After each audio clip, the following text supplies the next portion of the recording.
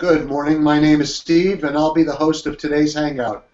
Joining us today for our 12th Google Hangout is Charlie Seyffer, an air filtration expert with Camfil USA, the global leader in clean air solutions. And today we're going to talk about the special air filtration requirements necessary in hospital operating suites. Hi, Charlie. How are you today?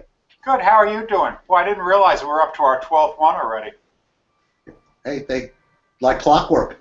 As they say, time flies. Exactly. So Charlie, what happens in an operating room or suite with regard to the air quality? Well, it's really kind of an amazing process when you think about it, from everything from hip surgery to heart surgery to even when they have to do eye surgery and so on. The amount of equipment that is actually in an operating suite is just unbelievable.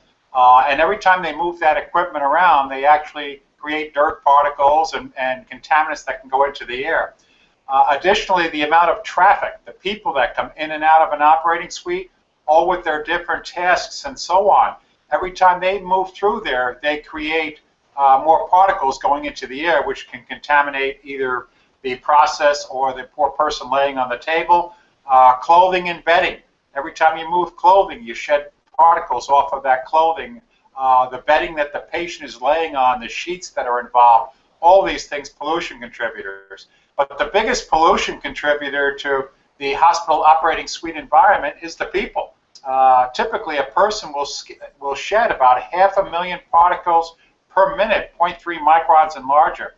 And 0.3 micron is very small. It's about 1/300th of the diameter of a human hair. But you can imagine the number of particles. You've got 5, 6, 7 people, sometimes up to 20 people working in an operating suite. And typically, again, the biggest pollution contributor is skin cells, and then the last thing would be respiration. Our natural breathing process, where we've got something within our body that could cause a problem, we're actually respirating or breathing it out into the environment. That could also cause problems for the patient.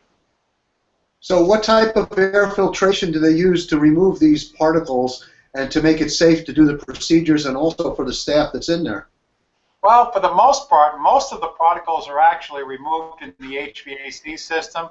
Hospitals have a little bit different design than a commercial building or residence would, in that they've actually got 2 stages of filtration, typically a MERV 7 or a MERV 8, and then a MERV 14 downstream.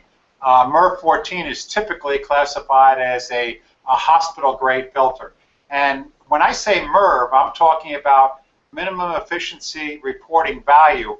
That's part of a standard that's authorized by the American Society of Heating, Refrigeration, and Air Conditioning Engineers. The bottom line is there's a standard that these filters have to meet of performance for the type of particles and the size of particles that they remove from the air.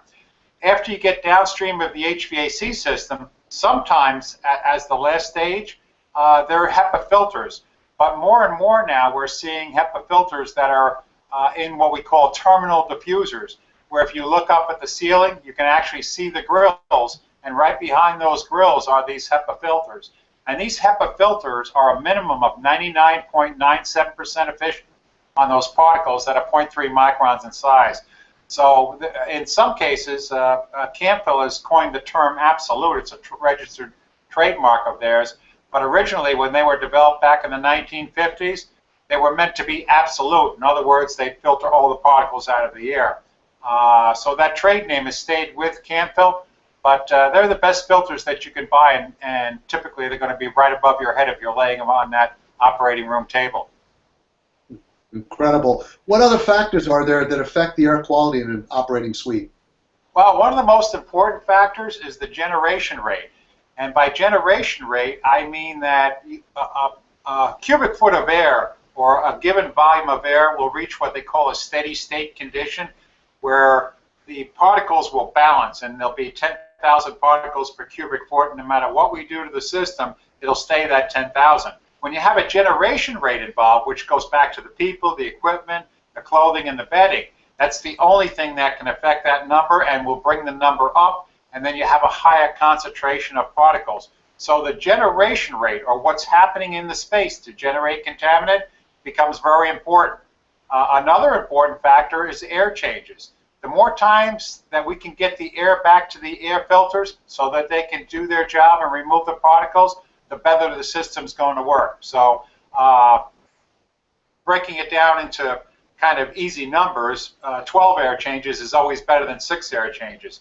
In the typical commercial building, at high heating load or high cooling load, you're typically going to see about 6 air changes per hour. In most operating suites, they're up to 30 air changes per hour to get that concentration reduction and, of course, the repetitive filtration to keep that generation rate down.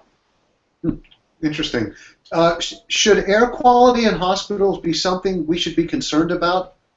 Normally, no, because hospitals have standards that they're required to meet, and truthfully, most of them do a pretty good job. There's over 8,200 hospitals in the country, so we'll get some variance up and down, and smaller facilities might not be as technically astute with their filtration systems as the larger ones are, but that doesn't mean you're in an unsafe condition. What you can do as a consumer is you can research the facility's performance. There's all sorts of information that's on the web now that's from a government mandate where consumers can actually go on and research the mortality rate, the number of infectious transfers that happen within a facility, and so on. So as an example, I've got 7 hospitals in my area. I can literally go online and look at those 7 hospitals and find out which one has the better performance in relation to hospital-acquired infections or even the mortality rate. Where can our listeners find additional information about HEPA filters and hospital air filtration in general? Well, Camfil has a wonderful healthcare design guide and some other materials that many readers will probably find interesting that talks about generation rate and so on. Those materials can be found at camfil.com, camfil.us, catalog.camfil.us, or you can go on the website and look for contacts and look for the local distributor listing by clicking on the directory that's up in the upper right-hand corner. Excellent. Thank you all for participating. We look forward to seeing you at our next Hangout when we cover more essential air filtration topics. Thanks again, Charlie. You too. You have a good day. You too. Be well.